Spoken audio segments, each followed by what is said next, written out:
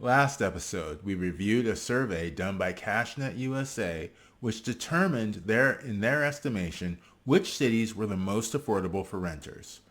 Some of our subscribers were like, that's great, but those cities don't exactly have the vibrant nightlife, employment options, or weather that we're looking for. So today, we're looking at the other end of the spectrum. We're looking at the least affordable cities that CashNet USA found. And we'll have some suggestions on how to make living in these expensive cities a bit more affordable. I'm Justin Pogue, and this is Renter Confidential.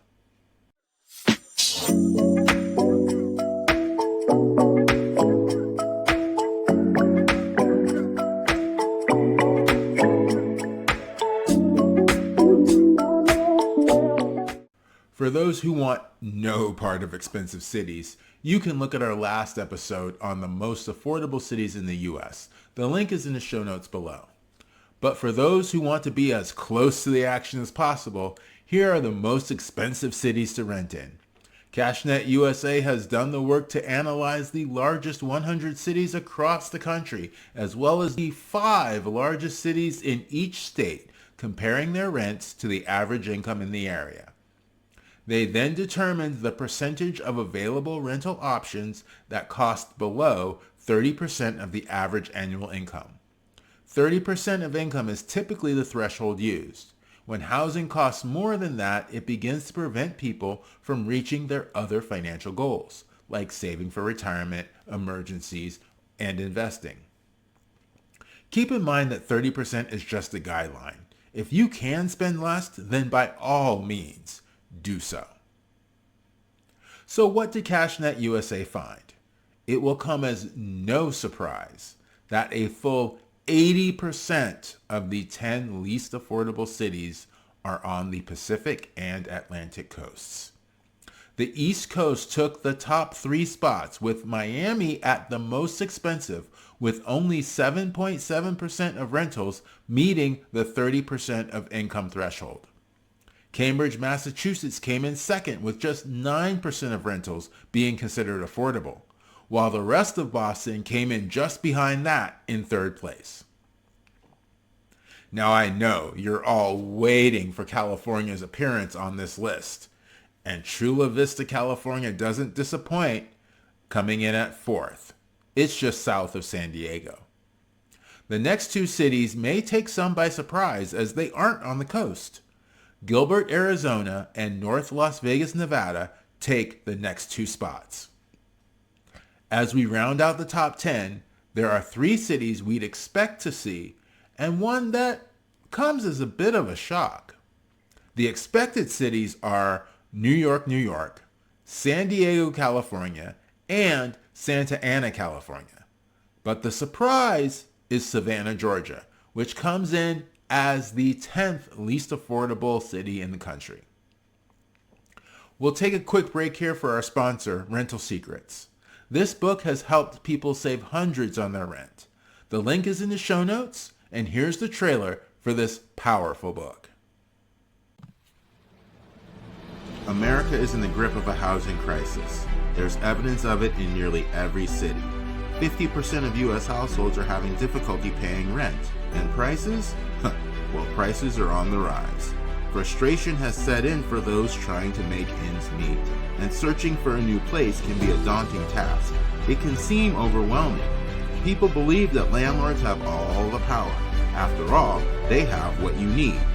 But it isn't true. Yes, you heard correctly. It is not true. You have more power than you think. Inside the new book, Rental Secrets, you'll learn how to reduce your rent. Just imagine having a lower rent payment. Get better value for your money. Paying rent is a struggle. Shouldn't you get more out of each payment? How to negotiate with the right people. Who has the real power to negotiate? Take control of rent renewal conversations. After all, it's your money. And even how to get free rent. Yes, it is absolutely true. Free rent is real, and yes, you can get it. All this and so much more is in Rental Secrets. Get your copy today at Amazon.com. And we're back. As we did in the previous episode, we'll dive a bit deeper and replace the average income with median income, as it's the most likely amount that the average renter would earn in the area. If you need a refresher on the difference between the two, check out the previous episode. The difference between the average income and the median income range from over $10 an hour on the high end down to $7 an hour on the low end.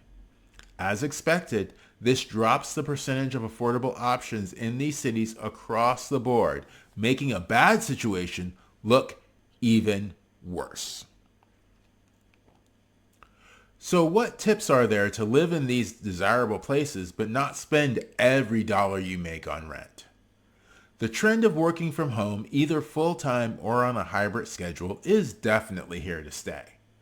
This allows the possibility of living near the city of your choice, but further out, say 25 to 30 miles away.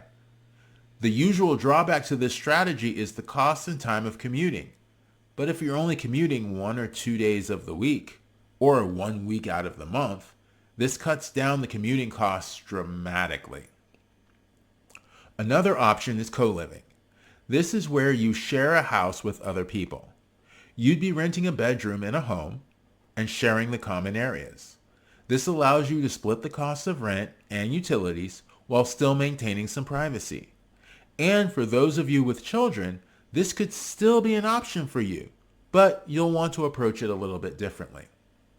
The strategy for you would be to identify other families that you would want to live with and approach the landlord as a package deal. This way, you won't end up sharing the house with unintended roommates chosen at random by the landlord. While it may not be ideal, it has worked in some instances. And you get all the other benefits that come with having roommates, which I covered in our episode on co-living during season 1. I'll add that link to the show notes as well. Keep in mind that landlords are competing against each other. So buildings that are competing against new apartment construction may be offering deals such as lower deposits or discounts to attract renters to their property. Understand that the asking rents are just that. They're asking for what they want. That doesn't mean the landlord can or will actually get it. And every day that passes with an apartment being vacant is money the landlord can never, ever get back. While it is true that these high-demand metropolitan areas are more expensive to live in, that doesn't mean that you have to write off access to them altogether. You can still craft a housing situation that provides the right amount of access for you based on your wants and needs. Thanks for watching Renter Confidential. Happy apartment hunting. And remember, when it comes to renting, insider information is the best roommate you can ever have.